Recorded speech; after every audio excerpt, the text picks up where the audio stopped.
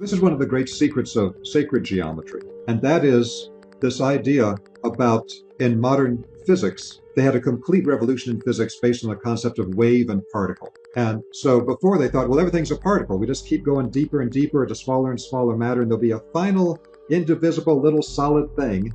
That's what they thought in the 1800s, a little solid billiard ball of matter, and that's everything else forms from that. It's the materialistic dream. All got blown out in 1900 with the discovery of black body radiation and the quantum revolution in physics. We find out that there's both a wave and a particle. And particles, physical matter, get formed by the collapse of the wave.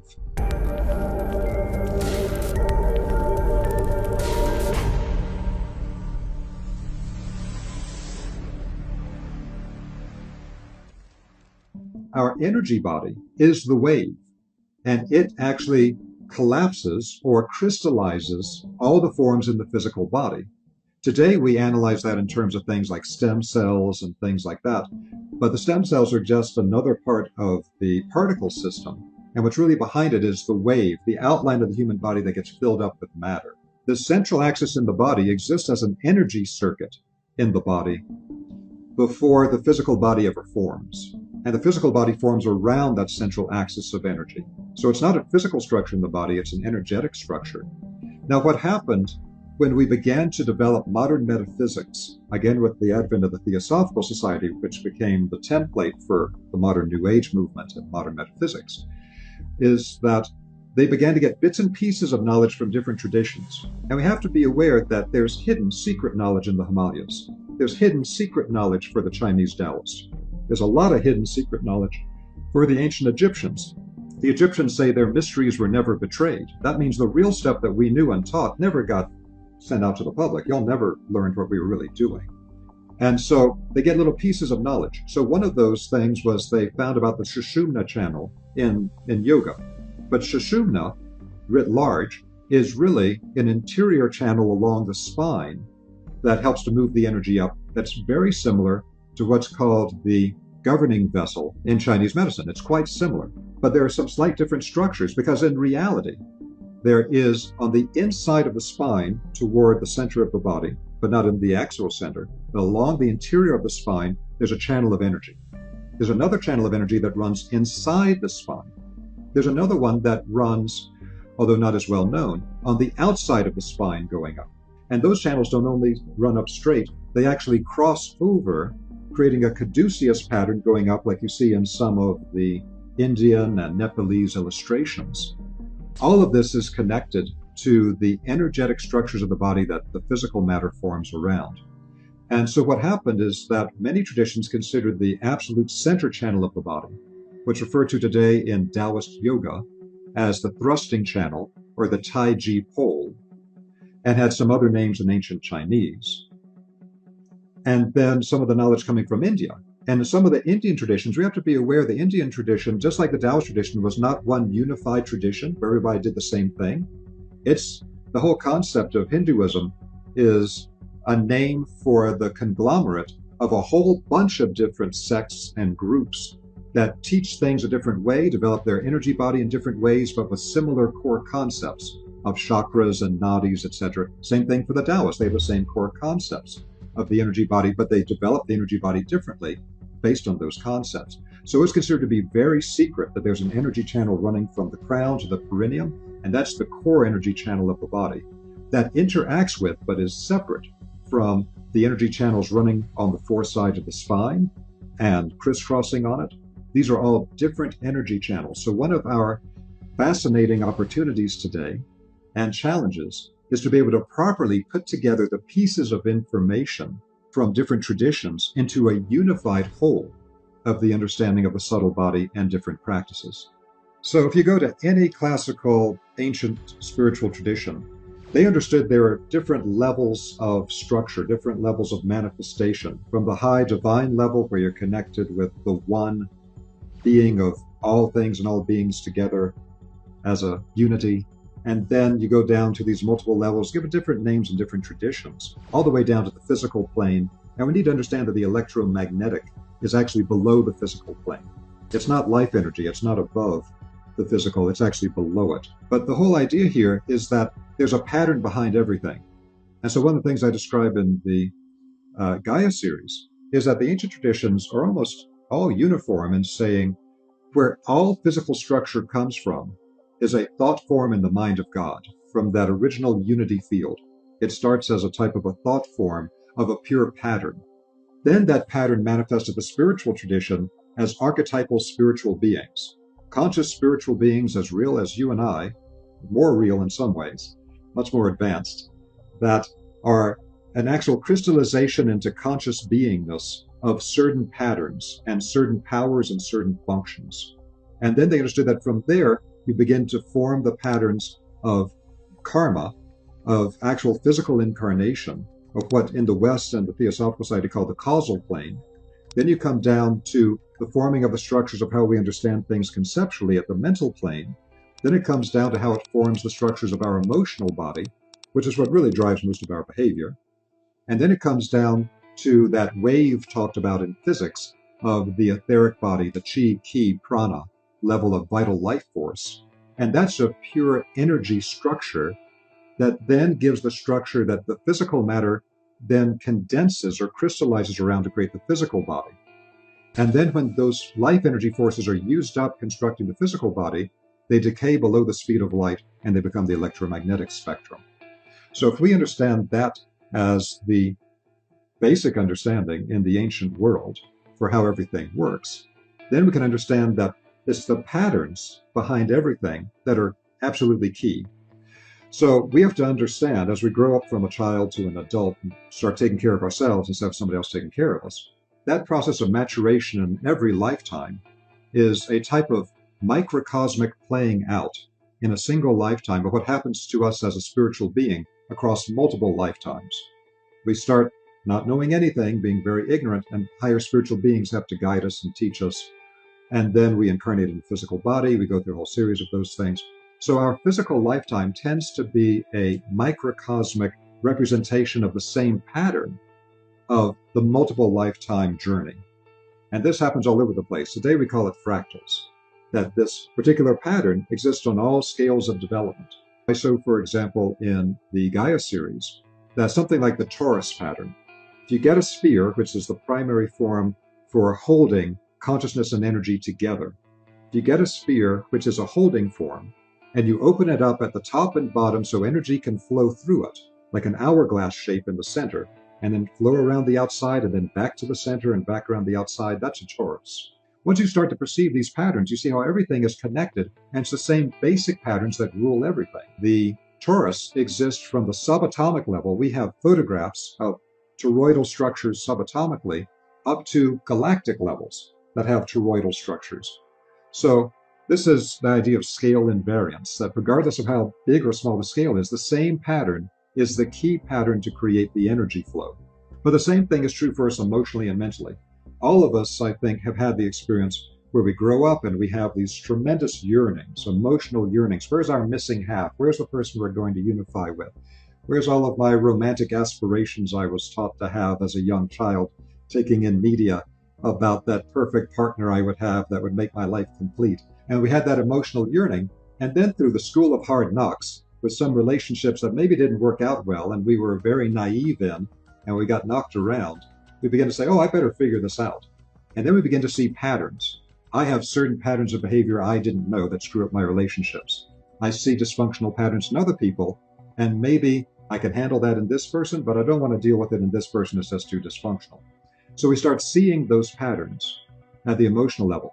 Same thing at the mental level. How do I put my life together? How do I divide my time in the day? What's important and not important to me? Everything has a pattern on every level. And once you begin to understand these patterns, the same thing is true on the spiritual levels. There are patterns to how spiritual beings work and operate. And this is going to be important for us because when we pass through the gate of death, if we don't have some understanding for how spirit operates and we haven't developed any organs of spiritual perception, we're as deaf, dumb, and blind spiritually as Helen Keller was in the physical world, where she had to be guided around everywhere. And that's why you see these pictures in the old Egyptian tradition, like from the Papyrus of Ani, which we know as the Egyptian Book of the Dead, and is better called the Book of Coming Forth into Light. That in that you see Ani, who's the initiate being trained, he's like bent over, hunched over.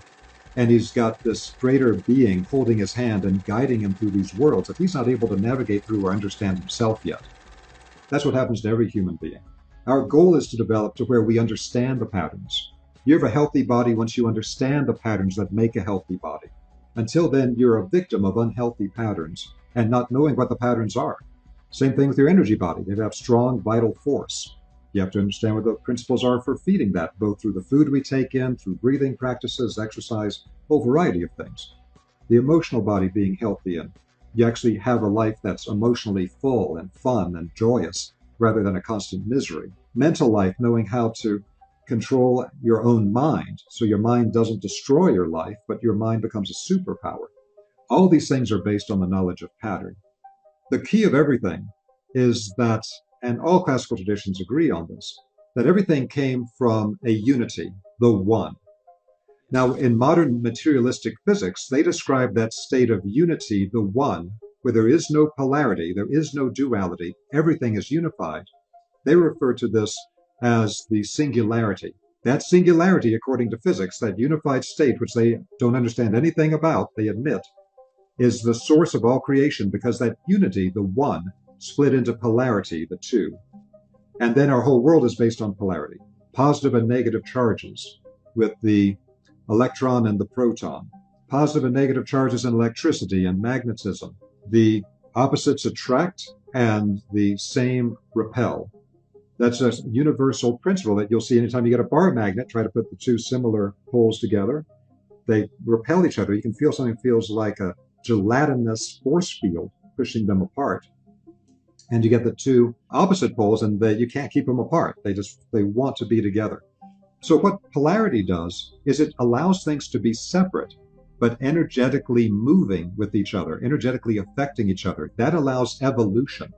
That allows dynamic development by being in a polarized world. The only evolution as a spiritual being is only possible in a polarized world, in the school of hard knocks here on the physical plane. And that's why we're sent here to a polarized world. Otherwise, we often, when we're suffering in the physical world, say, I just want to be back, in that blissful unity state that I came from, that we all subconsciously know exists and we subconsciously yearn for, and then sometimes dysfunctionally try to attain through things like opiates or things that put us in that state but destroy our physical lives. But we have a subconscious yearning for it, and that yearning can sometimes be addictive. We have to understand the reason for being here on the physical plane, or for actually having the internal fortitude to grapple with the polarized world, where we may suffer and we may not get what we want, but it's part of developing to a higher level than we were before. So everything is polarized, everything is split here. And so when the ancient knowledge of energy science from the old traditions got lost, it was reclaimed to begin with by French researchers in the early 1900s. But what actually happened was that, and this is not a conspiracy theory, this is based on books written by the participants in the early 1900s in French. What actually happened was that the Jesuit order within the Catholic Church went around the world collecting esoteric information and bringing it back to the Vatican Library. That's simply a historical fact. And one thing they did with that knowledge is they were very interested in Egypt, and they really tried to cultivate Egyptian knowledge. Somehow, putting this stuff together, they were able to develop in their own circles an understanding of what we call radiesthesia. Radiesthesia is the ability to directly detect subtle radiations that are too subtle to be detected by electromagnetic equipment, but that the human body and energy field can be trained to detect. These are the real life energy forces. Little metal boxes don't pick it up, but they can pick up electromagnetic waves because they're decayed to a lower level. But the true life energy forces, radiesthesia can detect. And so they developed a system of this that they then trained French-speaking Catholic priests in that science. The most famous of those was Abbé Mermet, a Swiss Catholic priest who wrote a book that was very, very famous. You can still get copies of it today. That was called in French, Je Père, How I Work. And in English, it's called The Principles and Practice of Radiesthesia. He revealed that he was trained by the Jesuits, and that the Jesuits were doing things like they would train missionaries going to a foreign country to use radiesthesia to detect the life forces from things so that they could tell, is this water drinkable or is it poisonous? if I have an illness, what plant in the natural landscape is going to heal that illness? So this is based on what we think of today as dowsing. But I want to make something really clear to the listeners. Most of what we have today in North America and Europe that we call dowsing is mental dowsing. That's not the ancient form of it. That's a modern form. And it's not mental dowsing. In mental dowsing, you would ask a question and you would program the pendulum to move a certain way to give you like a yes or no answer. That's not at all what we're talking about here. This ancient method is to use things like pendulums. And they found all kinds of specific pendulums in archaeological digs in Egypt. Thousands and thousands of these things in the Valley of the Kings and elsewhere that are now in museums all over the world that are actually energetic vibrational pendulums used for radiesthesia 5,000 years ago. So what Abbé Mermet did in giving out the knowledge to the public is people who had nothing to do with the Catholic Church, weren't that spiritually oriented to begin with, people who were scientists, people like Louis Turin, who was a radio wave engineer in France in the early 1900s, who taught at the Sorbonne. He taught the French military radio wave technology. He was smart enough to understand that what we have today with our radio wave and electromagnetic technologies is scraping the surface of all the natural waves that exist. And so he began to use that knowledge to create radiesthesia tools that could detect all the different parts of the spectrum of energy that makes up life energy and the healing forces that actually heal biological life, which we didn't have any frame of reference for before. It's not the electromagnetic spectrum. It's not the spectrum of matter that we call the periodic table. This is the spectrum of life energy itself.